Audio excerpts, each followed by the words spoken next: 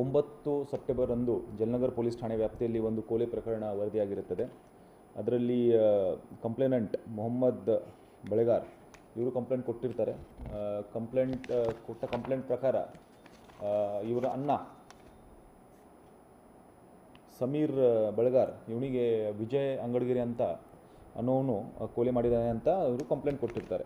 ಇವರು ಕೊಟ್ಟ ದೂರಿನನ್ವಯ ಮಧ್ಯರಾತ್ರಿ ಸುಮಾರು 12 ಗಂಟೆ ಸುಮಾರಿಗೆ ಅಲ್ಲಿವರೆಗೂ ಇವರು ಮನೆಗೆ ಬಂದಿರಲಿಲ್ಲ.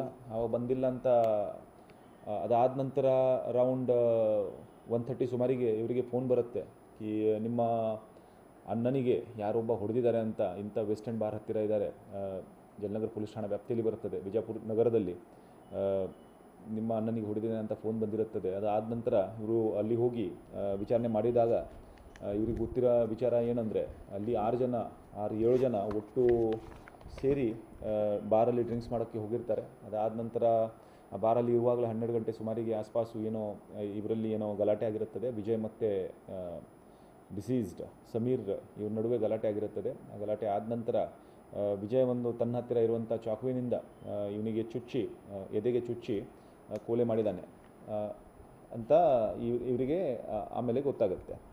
ಆ ಇವರು ಕೊಟ್ಟ ದೂರು ಪ್ರಕಾರ ನಾವು ಜಲನಗರ ಪೊಲೀಸ್ ಠಾಣೆಯಲ್ಲಿ ಒಂದು ಕೊಲೆ ಪ್ರಕರಣವನ್ನು ದಾಖಲು ಮಾಡಿರ್ತೀವಿ.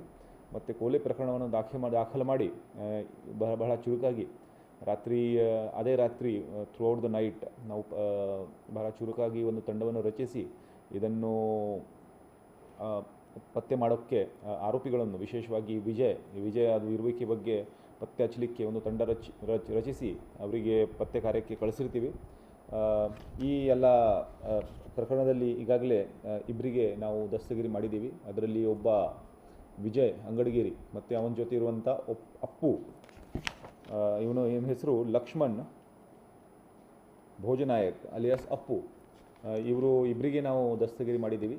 ಮತ್ತು ಇನ್ನೊಬ್ಬ ಆರೋಪಿ ಇದರಲ್ಲಿ ಇನ್ನೂ ಅರೆಸ್ಟ್ ಆಗಲಿಕ್ಕೆ ಬಾಕಿ ಇದೆ. ಅವ್ರಿಗೆ ಕೊಟ್ಟ ಮಾಹಿತಿ ಪ್ರಕಾರ ಅದರಲ್ಲಿ ಬಾರಲ್ಲಿ ಸಣ್ಣ ವಿಷಯಕ್ಕೆ, ಅದು ಎಕ್ಸಾಕ್ಟ್ಲಿ ಯಾವಾಗಿದೆ, ಬಿಲ್ ಪೇ ಮಾಡುವ ವಿಚಾರಕ್ಕೆ ಅಥವಾ ಯಾವುದೇ ವಿಚಾರಕ್ಕೆ ಜಗಳ ಆಗಿರುತ್ತದೆ. ಮತ್ತು ಕುಡಿದ ಅಮಲಿನಲ್ಲಿ ವಿಜಯ್ ಇವನ ಮೇಲೆ ಹಲ್ಲೆ ನಡೆಸಿರ್ತಾನೆ. ಅದರಲ್ಲಿ ಈ 3ನೇ ಆರೋಪಿ ಇವನಿಗೆ ಚಾಕುವನ್ನು ಕೊಟ್ಟಿರ್ತಾನೆ. ಅಪ್ಪು ಮತ್ತು ಇನ್ನೊಬ್ಬ ಆರೋಪಿ ಇನ್ನೂ ಅರೆಸ್ಟ್ ಆಗಲಿಕ್ಕೆ ಬಾಕಿ ಇದೆ, ಅವನು ಚಾಕುವನ್ನು ಕೊಟ್ಟಿರ್ತಾರೆ. ಕೊಟ್ಟ ಚಾಕು ತಗೊಂಡು ವಿಜಯ್ ಈ ಕೃತ್ಯವನ್ನು ಮಾಡಿದ್ದಾರೆ. ಅದಾದ ನಂತರ ಇವರು ಅಲ್ಲಿಂದ ಎಸ್ಕೇಪ್ ಆಗಲಿಕ್ಕೆ 3 ಜನ ಒಟ್ಟಿಗೆ ಒಂದು ಗಾಡಿಯಲ್ಲಿ ಎಸ್ಕೇಪ್ ಆಗಿರ್ತಾರೆ. ಸೊ ಅದು ಎಲ್ಲ ವಿಷಯಗಳನ್ನು ಇನ್ನೂ ಬೆಳಕಿಗೆ ಬಂದಿದೆ. ಇಬ್ಬರು ಆರೋಪಿ ಈಗಾಗಲೇ ದಸ್ತಗಿರಿ ಮಾಡಿದ್ದೀವಿ, ಇನ್ನೊಬ್ಬನಿಗೆ ದಸ್ತಗಿರಿ ಮಾಡೋಕ್ಕೆ ಈಗ ಪ್ರಯತ್ನ ನಡೀತಾ ಇದೆ.